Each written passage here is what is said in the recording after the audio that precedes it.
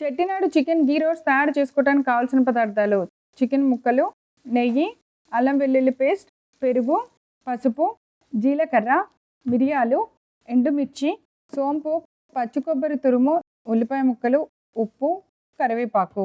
Chettinad chicken గీ roast తయారు చేసుకునే విధానం: ముందుగా ఒక మిక్సింగ్ బౌల్ తీసుకొని దానిలో చికెన్ ముక్కలు తీసుకోవాలి. దానికి సరిపడినంత పెరుగు వేసి, ఉప్పు వేసుకొని, అల్లం వెల్లుల్లి పేస్ట్ వేసి బాగా కలిపి ఒక 5 నిమిషాలు మూత పెట్టి పక్కన పెట్టేసుకోవాలి. ఇప్పుడు స్టవ్ ఆన్ చేసి కడాయి పెట్టి దానిలో ముందుగా కొద్దిగా మిరియాలు, జీలకర్ర, సోంపు, ఎండుమిర్చి వేసి బాగా ఫ్రై చేసిన తర్వాత కొద్దిగా ధనియాల పొడి, పచ్చి కొబ్బరి తురుము ఇవన్నీ కూడా వేసి కొంచెంసేపు డ్రై రోస్ట్ చేసి ఒక ప్లేట్లోకి తీసి దాన్ని పౌడర్ లాగా చేసుకోవాలి.